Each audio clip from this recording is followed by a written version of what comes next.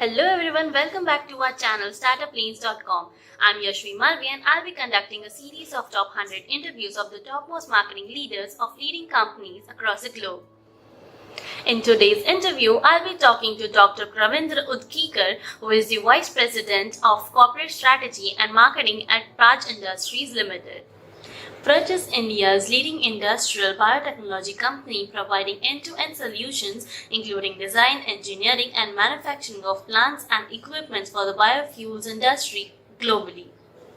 Mr. Ravindra holds a doctorate in management in addition to the bachelor's degree in electronics and telecommunication engineering both from the Pune University. He has also traveled across the world formulating, implementing go-to-market and business strategies.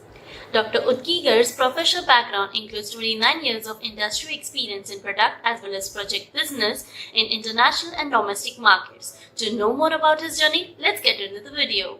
Hello sir, good evening. I'm Yashvi Malviya from Startup Lanes and we are very grateful to have you on board with us here today. I would request you to please introduce yourself to the viewers. Thank you so much for the opportunity to be on the Startup Lanes platform today. My name is Dr. Ravindra Udkikar and I work as Vice President of Corporate Strategy and Marketing in Praj Industries Limited, which is India's one of the most accomplished industrial biotechnology company. Right, sir. Okay, so moving ahead, let's start with the interview. And here is my very first question for you. So what inspired you to join this industry? That's a great question for a start. I have had always fascination for energy. And one reads more and more in that domain, one realizes that there is a clear transition that is going on from fossil fuels to renewable fuels. So from, let's say, gray or brown energy to a clean green energy. So working in a renewable energy sector has been a very fascinating thing for me. It not only helps fulfill the energy requirements, which is a growth engine for the nation as a whole or for the world as a whole. So working in the energy sector is very, very, very fulfilling. More than that, working in renewable energy sector actually gives you a feel-good factor because you are, while discharging your duties, you're also contributing to build a cleaner, greener place. There is so much issues talked about climate change, global warming, depleting environmental situations, greenhouse gas emissions, air pollutions, associated health hazards. So I believe when we graduate to cleaner, greener energy sources, we will be able to solve answers to many of these very, very important questions. Unquestionably, climate change and global warming are the biggest challenges that humankind as a whole is facing. So renewable energy is one way to address these challenges, and that gives me immense satisfaction that in some way or other, I'm contributing to making this world a better place by making a sustainable development so that what we do today do not compromise the future generations' requirements and needs. We do not use our resources so mindlessly that our next generations will be compromised. So renewable energy is one such domain where it gives me immense satisfaction to work, and that's what really attracted me to work in this sector. So here is my next question for you. What inspires you the most while you work in your current company? Well, the company that I work in, Praj Industries, is founded by first generation techno entrepreneur, Dr. Pramod Chaudhary. For last 35 years or more, he has been a crusader for biofuels industry in India and abroad. So he has put India's map right on the top of the globe charts in the space of bioeconomy. His vision of the company to make world a better place with the technology innovative solutions for sustainable development is actually something that really resonates with my thinking. And I already explained to you that I am fascinated to work on the sustainable development programs.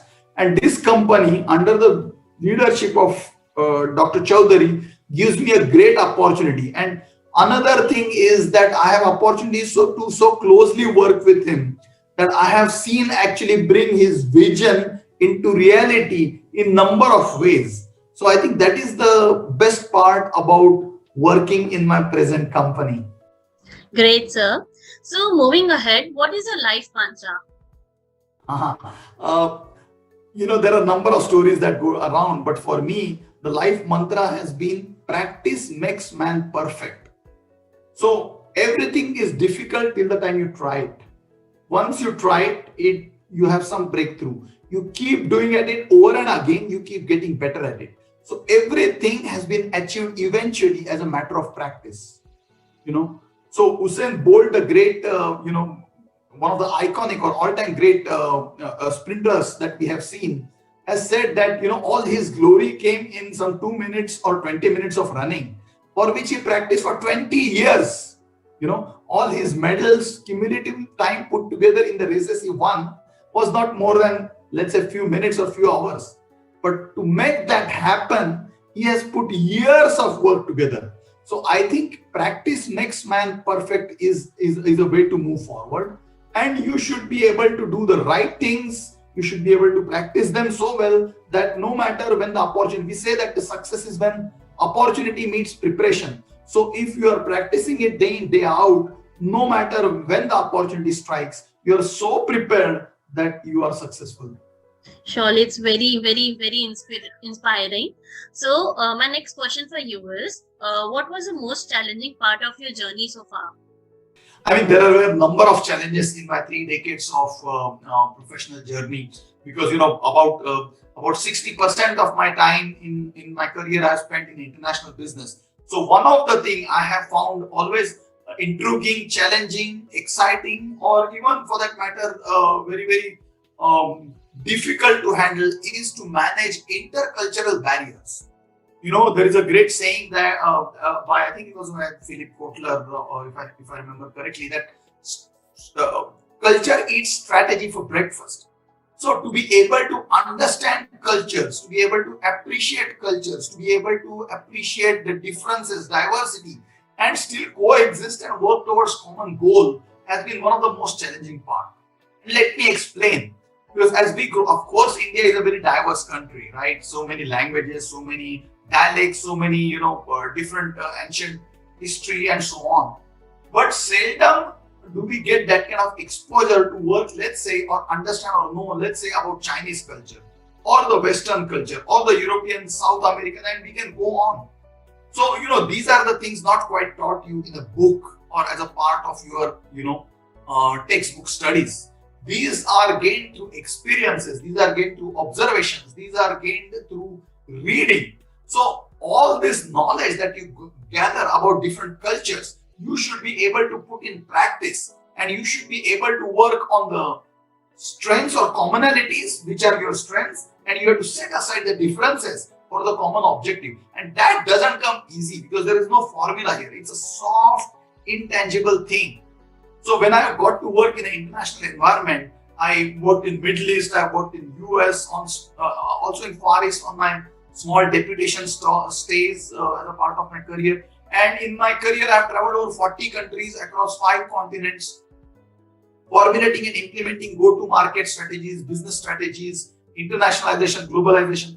And everywhere I was always, I've always been very eager to learn about the uniqueness about the culture. Why people, and culture is also a very diverse topic. Why we exist, what we do, why we do, what is our end objective, and so on. And then easily reflected in food and in the dressings or in the way we behave in societies. But we have to just concentrate on commonalities. We have to look for the upside. We have to set aside the differences, and that's never easy because you are born up with a particular mindset. And as students, we don't have that kind of international culture, So these are the things learned through a direct field interaction with different people of different nationalities on a common platform, sometimes through business deals, sometimes through, different practices. And it's often learned hard way. So I think that was one of the challenging parts. And even today, there is no formula to it. But it's Right. such an exciting thing to know and learn about new cultures, find positives in that culture, try to see how you can internalize some of the good aspects of that culture, set aside differences without letting them come in the way of your joint progress or collaborative effort. So that's, I would say, has been one of the very interesting and challenging part of the journey because there was no formal education per se. Yes, sir, sure. So what is the one habit that makes you more productive? I think it is the interpersonal skills that actually work for me, that they have worked for me. So maybe call it as a result of my own professional grooming, where I have been, like we just spoke about intercultural barriers, been able to set aside differences, concentrate and focus on the commonalities, strike a good bond or rapport with the colleagues, develop mutually rewarding win-win relationships, see how we can win it together instead of having it all for yourself. So I think in my life, I've seen that everything is teamwork. And teamwork is possible only when you stroke the confidence of people, inspire them to work together, develop that trust, which is a small word, but it has such an important thing. So I think developing trust in relationships, winning it together, developing respect for each other are a few things which I think are very critical. So I think interpersonal skill is something which I think has helped me a lot in my career. Right, sir. So, can you share a quote that inspires you the most? Magic is all around you, but you got to believe it. That means wonders can happen and they will happen as long as you have a self belief, as long as you have that confidence on your abilities, your team's abilities, and a firm belief that it is possible to reach the goals. So I think the things then come together. So they say that the nature conspires to work for you if Yes. you put the right people, it gets you the like-minded people together and make things work. So I think something that I've always believed, and the key word here is belief. So if you have a firm belief, then I think the wonders can happen. So I think that's what I would say has one quote that continues to inspire me even today. No matter what the situation is, you believe that there is magic in the air, there are things that are going to pull together, we're going to achieve the goal that we are setting it ourselves, of course, duly backed by the right preparations and homework, things really work. So, belief it is, right? Coming to my next question, if you get a chance to start your career again, what would you do it differently this time? One often thinks, what would you do differently? And sometimes when you reflect, when you have achieved few things, that okay, this has been just about perfect journey. But one always has few things. So, for instance, when I reflect back on my career, I have always worked on the business side, and that is a customer-facing side, and not so much on the delivery side. Which means actually, working on the shop floor, working in the supply chains, working, to procure the right products, get involved a little bit in engineering design, and some of that, which I think creates a great foundation to move forward.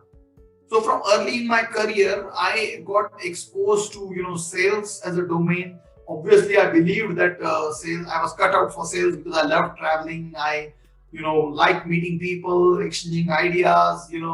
Looking for common goals and commonalities and common objectives. So things started clicking, and then one thing lead to another, from sales then to marketing to then business development to then strategies. Most of my roles have been customer facing, whether it is strategic alliances, partnerships, customer acquisitions, customer retentions, customer experience, satisfaction surveys, new product development with customer. So a lot of it on the customer side. So if there is one thing I would like to change in the sense of my build up of career, I would like definitely as an early part of my career to spend a little bit more time on the delivery side of the business to know how actually conversion happen. So that would be one thing that I would like to tweak a bit if I get a chance again. Sure, sir. I think it would be helpful for all of us as well. And so, my next question is that what makes you excited about Mondays?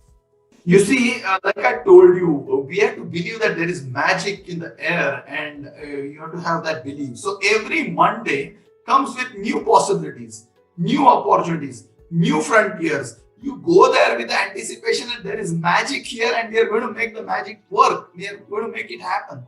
So it's another opportunity for you to make a better version of yourself. It's another opportunity for you to realize the potential that you have within you. It is another opportunity to actually put in practice all the nice things you read in these books, to actually internalize them and make your work more effective. It's another opportunity to polish the diamond within you so that it dazzles and it really gives you a best opportunity to give a shot at the best possible version of yourself that you would like to see. So going to, and it may sound cliche, but that's the way it goes. That the career. So if you set your eyes on long-term goals of career, Mondays, there are so many 52 Mondays for that matter we have in a year, and then there is a year after year after year. So if you keep focus on the end goal, every Monday gives you opportunity to give a shot at the new skill you want to acquire, in the new concept that you read you want to try out in practice, the new relationship that you're trying to cultivate, take it to perfection, the new customer you made friends with, you want to make a key account for that matter.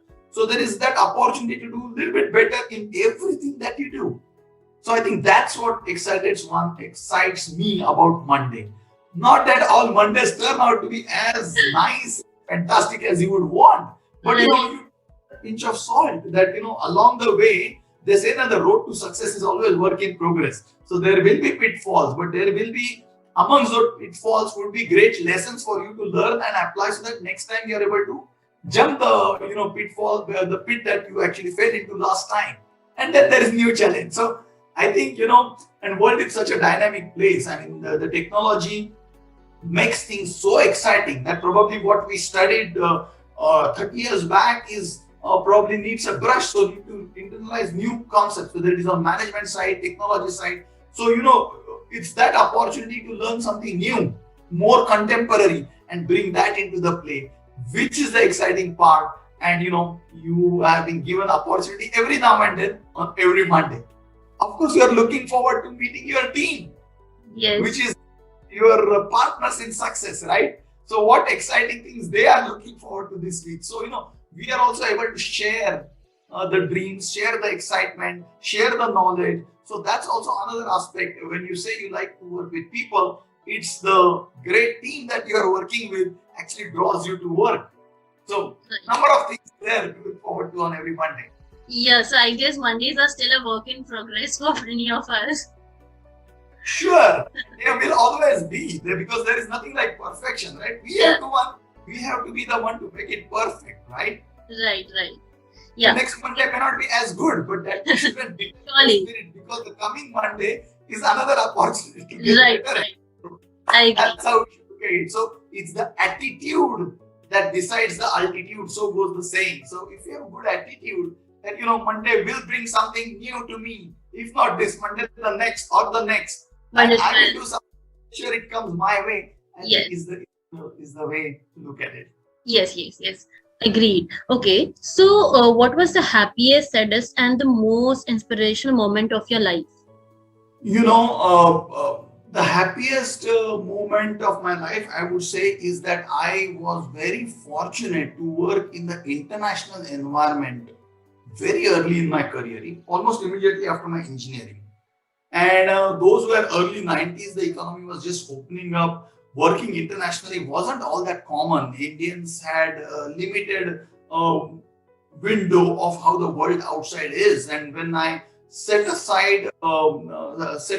my foot on Singapore for my first international assignment way back at the beginning of the career, that was one of the most happiest moment that God has been so kind to me to give me this opportunity to work in a international market, which I always dreamt of, because my siblings had traveled to America for their doctorates and postdoctorates. So doing something in international was always on the card. But instead of taking an academic path, that time I took a professional path. And for freshers, the opportunities weren't those many 30 years back. So that I recall as one of the happiest moment that I, can think of.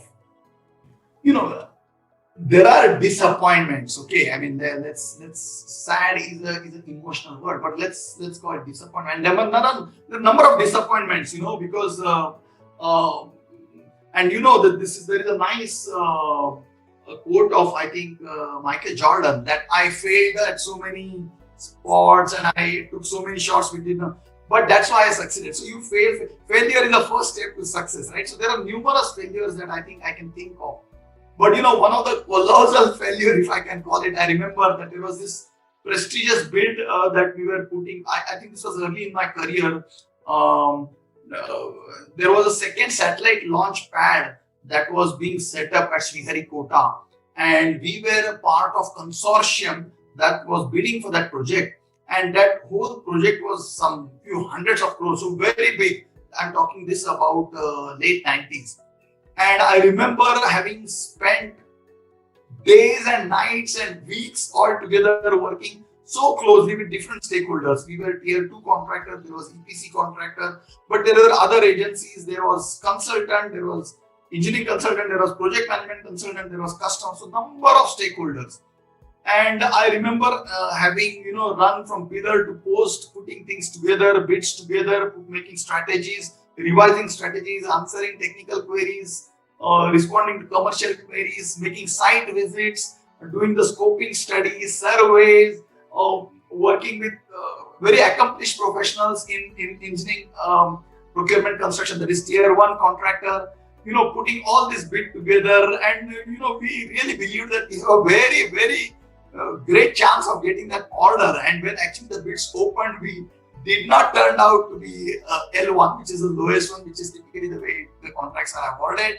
And that I remember, because it was early in my career, left a dark impression. It was very disappointing. It took me really weeks after that to actually come to terms with reality that this can happen, because you can imagine a bid of this size scale, which you put together after months of efforts, cannot fructify. But then that was a great lesson, that this is all part and parcel of the life.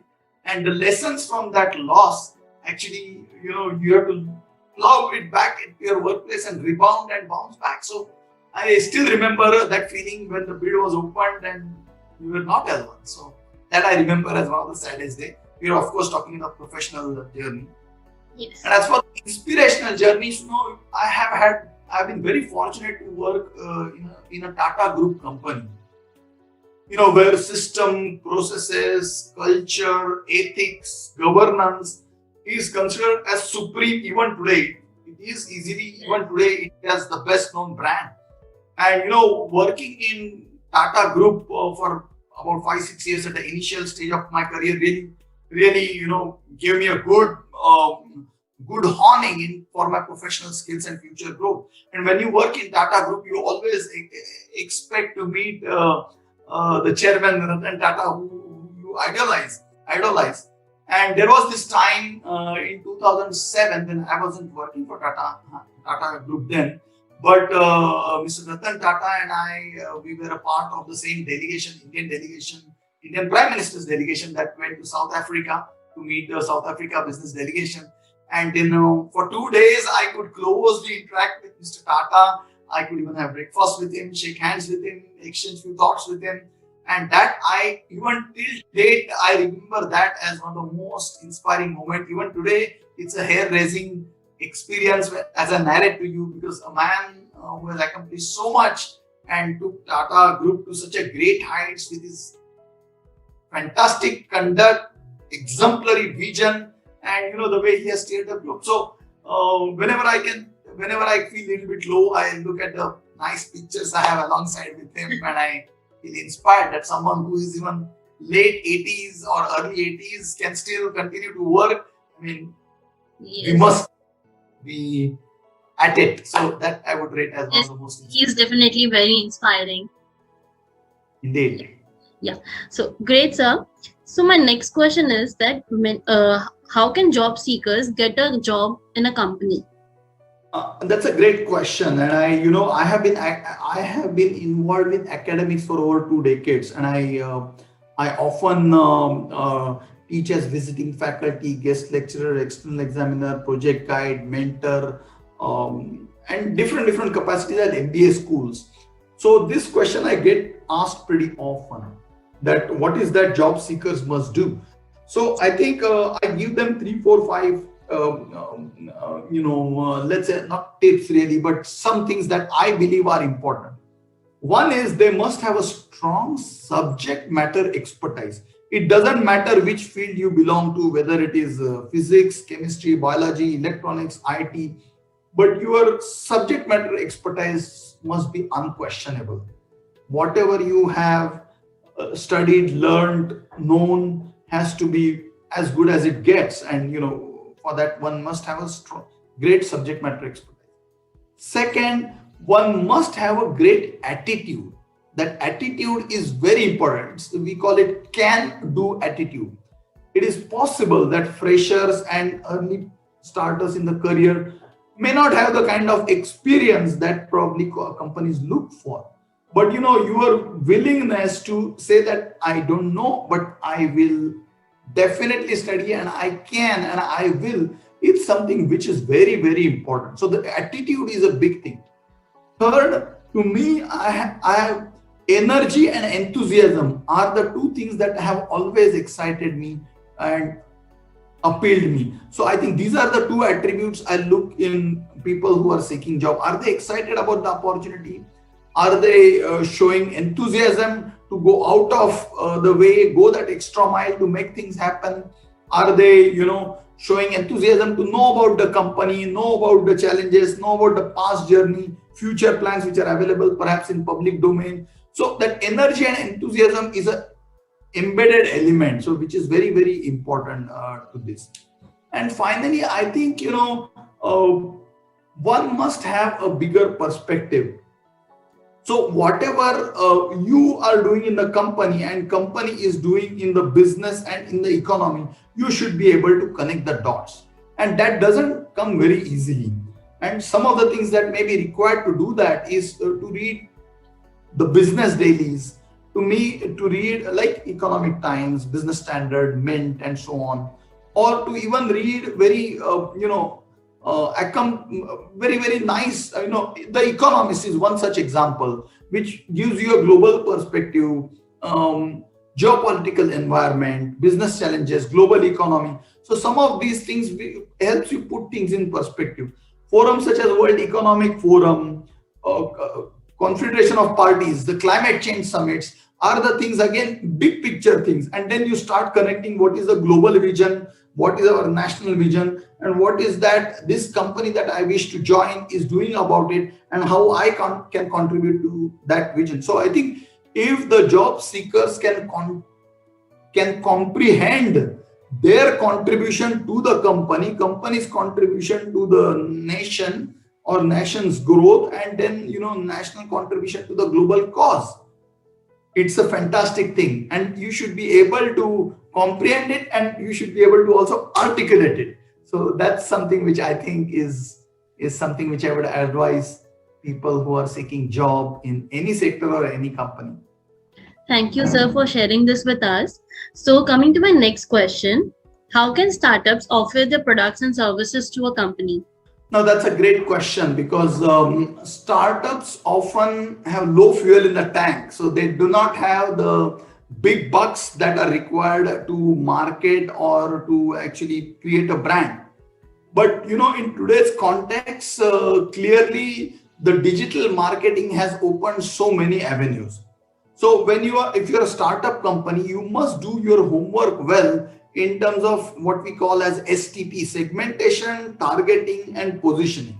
So you must know the segment that you want to operate in. And I think, like Philip Kotler once said, strategy is also about what not to do. So instead of doing a carpet bombing, we should focus on what we wish to do. So you have to have clear segmentation. In that segmentation, you have to do a clear targeting, which industry in that segment that you would like to target and go after. And again, how do you position yourself to that particular target industry? Now, positioning also comes on two ways. One is what the customer wants and what you are capable of delivering. The more synergies you have, the better are your chances of success. In other words, you have to do segmentation, targeting, positioning.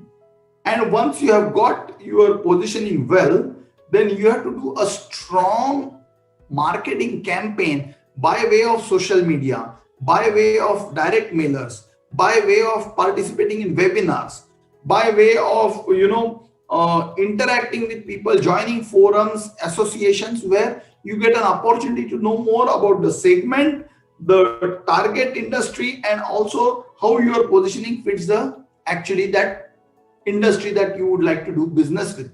So that's how, if the startups take that approach, then I think it will work for them. The focus has to be very clear, then you don't create excitement. But the challenge is startups often tend to spread too thin, and then clearly there are not as many resources to support that kind of a pipeline of inquiries that you are chasing, pipeline of customers that you are chasing. But if you have a good clarity, then I think your chances of succeeding are much better. Thank you, sir. So, is there anyone you would like to thank for supporting your career?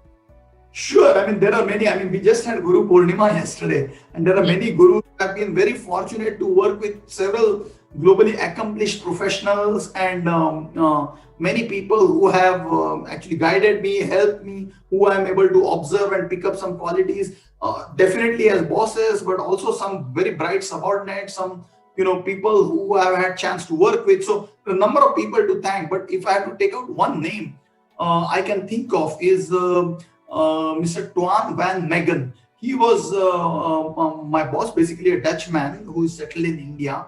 And what I learned from him is he used to, he had a great knack of combining heart and head, which means he used to affectionately lead people. He was strongly driven by process, systems, standardization, documentation, and objectivity, which are typical Western attributes. And then obviously, a great affability to work with people, striking chord with people, building bond with people, all Indian attributes, which is where relationship comes in. So what I learned from him is a great combination of relationship and rationalism. So I think he's the one I have always looked up to. And whenever I'm in a tough situation, I would step back and think that how Toine would have approached this situation, how he would have dealt with it. And I think I draw some ideas and probably they have worked for me. Okay, so my next question is, what is your feedback on Startup Lanes?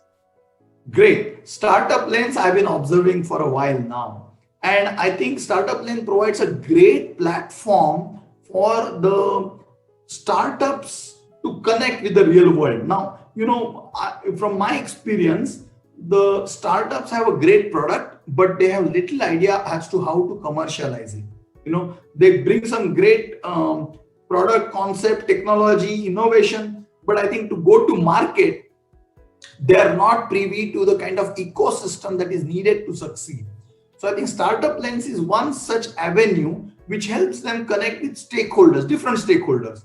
And that stakeholders could be by way of firming up supply chain to make sure there is a good sustained delivery against the promise. Startup Lane could help them connect with set of investors who would be excited to fund the kind of venture so that they are able to scale up. Startup Lane is a platform where they can use and leverage the kind of community that we have to create new customers. And obviously, put up your success story, inspire other startups. And I think it is one platform that brings together everybody. And as such, it's a win-win proposition for a startup also, and also for other stakeholders, because it's a, let's call it, meeting of minds. So the job that Startup Lane is doing in this space is really commendable, because India is already emanating or emerging as a great startup innovation company. We are rising fast in the rank of innovative nations. And I think we need more clones of Startup Lane so that the startup ideas and innovators can actually benefit from the fantastic community that you are creating in their journey to commercialization and scale up. Thank you so much, sir, for your kind words. So, coming to my next question, can you please share your original quote with us? So, one thing that I often remind myself that every champion was once a contender. So you are on a path to success. So you are always looking up, and the person who is occupying that chair was also on this path one point in time. So you must draw the courage from every disappointment or every defeat or every failure and still rise, and you can be successful. So that's one thing that I have always found something which is very appealing. And then few things I keep telling myself, that prior preparation prevents poor performance. So it again goes back to what I was telling you earlier in the interview, that practice makes man perfect. So if you keep at something, probably it will get you there. And another thing that crosses my mind is, you are a product of the decisions that you make. So in the end, these decisions is what make you. So you have to be careful and prudent while choosing your career, your profession, your job changes, your jumps, and so on. Thank you, sir. So, one quick tip to success. You know, you can't rest on your past laurels is my tip to success. That yesterday was another day. They say now that yesterday was a cancelled check, tomorrow is a promissory note, today is a cash in cash it. So you have to focus on today, what best you can do today, because yesterday you may be successful, that doesn't guarantee you success today or tomorrow. So every day is a new day. So not resting on your past laurels, setting your benchmarks high after every success you meet, and endeavoring hard to meet that benchmark by practicing is something which I think works for many accomplished professionals, and no reason why it won't work for any new professionals who are starting their career. Sure, sir, it will work. So, one mistake you believe every individual must avoid? Again, it goes back to the same thing, lack of preparation. No matter what you do, you know, I read it somewhere and it has stuck to me, that success always happens twice, one in your mind and another is in real life. So if you keep practicing, if you keep working on it, you already, auto suggestion part of your body already makes you succeed, and you know that it has worked. And then real life is just another incident. So no reason why it won't have worked again. So I think one thing that I think is, you know, you have to keep at it. Right, sir. So, one most important lesson that you have learned so far? There are a number of lessons I have learned so far, but I think one important lesson is, failure is an integral part of success, and you can encash that failure as long as valuable lessons you learn out of it and put them into use. See, we all talk about lessons learned, we document it, but seldom we see that those lessons are brought into the practice. So I think one of the important things that I have always found out after reflection, be it after a success or be after a failure, that you be in a reflective mode. What worked for you, what did not work for you, what are the lessons learned, and how they can be put to use. I think that put to use part is very, very important. Otherwise, that failure goes down and pulls you down. But as long as you know that, you know, it's just a transitory phase, tomorrow is another opportunity, and this is one thing I would do differently, and then you really do that differently, success is not very far. Right, sir. Okay, so can you please tell us about the apps that you cannot live without?